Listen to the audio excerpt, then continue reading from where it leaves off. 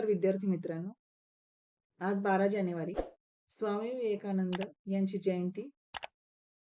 तर आज 12 जानेवारीलाच आपण युवा दिन असेही म्हणतो. आपण आज भाषण पाहणार आहोत.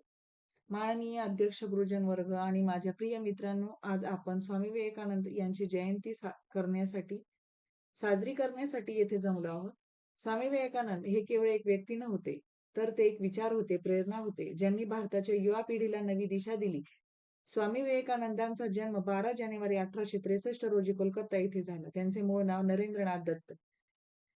लहानपणापासूनच ते अत्यंत कुशाग्र बुद्धीचे आणि जिज्ञासू होते. त्यांनी रामकृष्ण परमहंस यांच्याकडून दीक्षा घेतली आणि त्यानंतर त्यांनी आपले जीवन मानव सेवेसाठी समर्पित केले.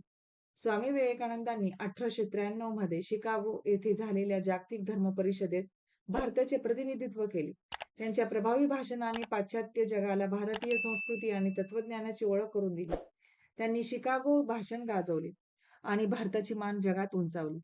स्वामी विवेकानंदांचे विचार आजही आपल्याला प्रेरणा देतात. त्यांनी तरुणांना उठा, जागे व्हा आणि ध्येय प्राप्त करेपर्यंत थांबू नका असा संदेश दिला.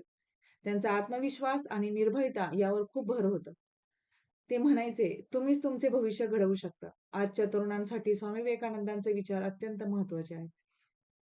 त्यांनी सेवा, त्याग आणि समर्पण या मूल्यांचा पुरस्कार केला. तरुणांनी आपल्या देशाच्या आणि समाजाच्या विकासासाठी योगदान द्यावे असे त्यांचे मत होते. स्वामी विवेकानंदांचे जीवन आणि त्यांचे विचार आपल्याला नेहमीच मार्गदर्शन करत राहतील. त्यांच्या जयंतीनिमित्त आपण त्यांच्या विचारांचे अनुकरण करण्याचा हा दिवस आहे.